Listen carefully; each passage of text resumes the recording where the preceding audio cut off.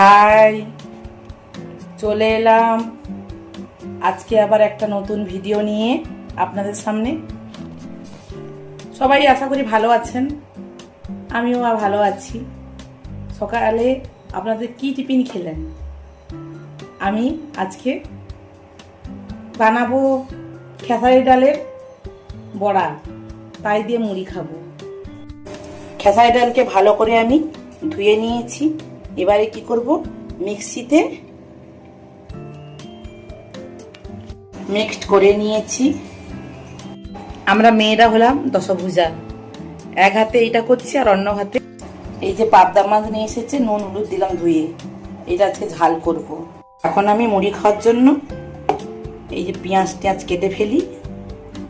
মিক্সটা ভালো হলে কি হবে, বড়াগুলো খেতেও খুব টেস্টি হবে।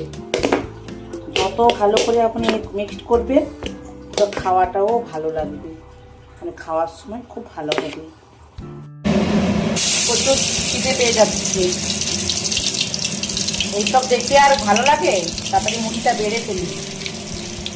সকালে বেশিরভাগ দিন আমি আগেও বলেছি আমাদের মুড়িটা সবার খেতে ভালো লাগে, তাই আমরা বেশিরভাগ সময় মুড়িই খাই। আর ছেলেটা এখন ঘরে আছে, স্কুল শুরু হয়নি, ও মশলা মুড়িটা খুব খেতে ভালোবাসে। কর্তাবাবু নাইট চলছে, কখন খেয়ে যায় তো খিদে পেয়ে গেল। রাত 8টার সময় খায়, আবার তার পরের দিন খেয়ে তো পেয়ে যাবে বলুন। এই মুড়িটা আমার খুব খেতে ভালো লাগে, খুব মোটা মোটা লাল লাল মনে হচ্ছে না, বড় বড় ভারী মুড়ি বলে আমাদের হলদিয়াতে।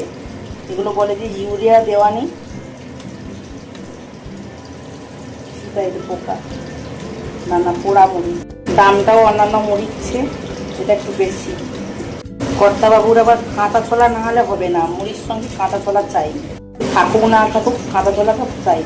কি সুন্দর লাল লাল হয়ে ভাজা হয়ে গেছে, এবারে খেয়ে নেবো। যাই প্রথম থেকে শেষ পর্যন্ত কে কে ছিলেন ভালো গঠনমূলক কমেন্ট করবেন, আর ভিডিওটা শেষ পর্যন্ত দেখবেন, কেমন হয়েছে জানাবেন। বাবা তাড়াতাড়ি খেয়ে নে।